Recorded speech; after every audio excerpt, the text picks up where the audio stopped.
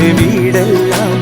ஆத்திமோ மகனை பத்தி பேச போகுது ஊரெல்லாம், கேட்க போகுது உறவெல்லாம்.